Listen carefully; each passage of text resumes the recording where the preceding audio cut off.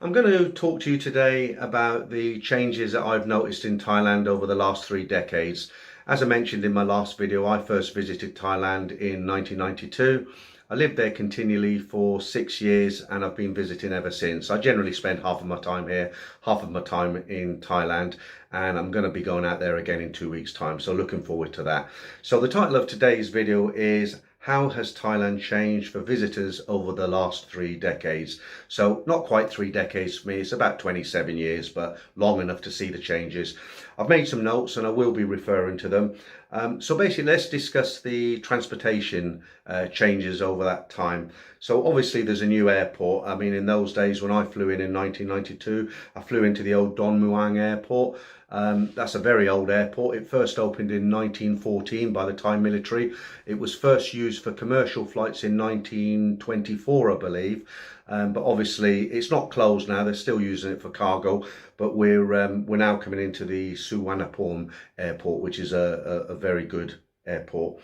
Of course, back then in 1992 when I arrived, there was no BTS. That's a SkyTrain system in Bangkok, which is a fantastic way to get around the city. That actually opened in 1999. I can still remember when they were constructing it down Sukhumvit Road in particular.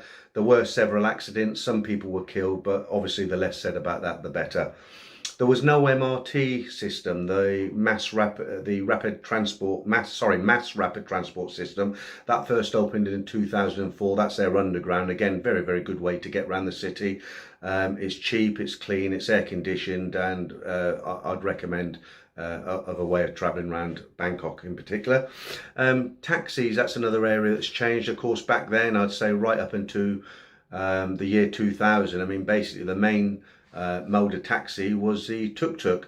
To anybody who's been living on another planet, a tuk-tuk is basically a three-wheeled, two-stroke motorized vehicle that they use as a taxi, no sides on it. Bit like being on a motorbike, if that makes sense. That was generally the way most people got around, or you jumped on the back of a motorbike, either or. But generally now they do have a lot of taxis in Bangkok. They're absolutely everywhere. They're air conditioned, they're metered, they're safe, they're regulated. Even, you know, if you sent your wife off in one, there's nothing to worry about. Generally they're very, very safe. And as I say, they are regulated these days. Let's talk a little bit about the exchange rates. This is actually a boulder contention on YouTube at the moment because obviously the Thai baht is very, very strong and it's killing people who are on fixed incomes who are actually retired in Thailand. So in 1992, if you were to change a UK pound, you'd receive 75 baht. I know, unbelievable. The US dollar, you'd get 63 Thai baht, and for the Australian dollar, you got approximately 41 baht. I mean, guys, let's hope those days come back, but I wouldn't hold your breath. I'll talk a little bit about the entertainment zones and pricing.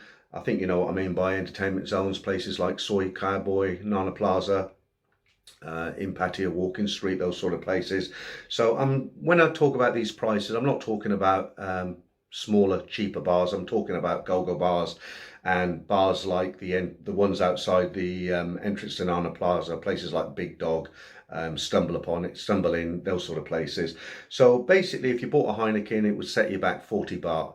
That was a standard sort of price in those days. A lady's drink was 40 baht. If you wanted to have the company of a female for a few hours, let's put it that way, the bar fine was 200 baht. You would have to pay the lady for her time. If you're only spending a short time with her, that would be 700 baht. And if you decided and she agreed that you wanted to spend a longer time, if you get my drift, then basically you would pay 1,000 baht. And that was basically the prices in the entertainment zones. So I'm going to talk to you now a little bit about the attitude of the bars, the girls, just how it's changed. I mean, I've noticed a big change. It's so much more business orientated now. And what I mean by that is when you went into a bar in the old days, the decor wasn't as sophisticated as it is now. I mean, you'd have fairy lights strung around the bar. your feet would stick to the carpet. You couldn't see your hand in front of your face for about 20 seconds, but kind of a nice atmosphere. Maybe just because I'm getting on a bit that I look back on it with fond memories. But when they open these bars now, they spend absolutely millions of bahts on the lighting and sound systems and all that sort of thing. But as I say, I was going to talk about the attitude of the girls and the staff, that sort of thing, the waitresses. So back then, for me, they just seemed a lot more friendly. I'm not saying they're unfriendly now, they're not, but I think they're a lot more business orientated. I mean, when you went into a bar in the old days, they always used to why you. All the girls would why you. And if you live on another planet and you don't know what a why is, basically that's a Thai greeting where they put their two hands together like this, and sometimes they'll bow. It's a mark of respect, and it's their greeting. Very rare you'll get a why from a Thai bar girl or a waitress. The only time I see it these days is if you leave a hefty tip, which isn't very often because of the exchange rate. You'll definitely get a why then. The more the tip, the longer the why. But no, their attitudes changed. I mean, it's, the ladies' drinks, there's another good example. I mean, in the old days, they wouldn't particularly ask you for a ladies' drink.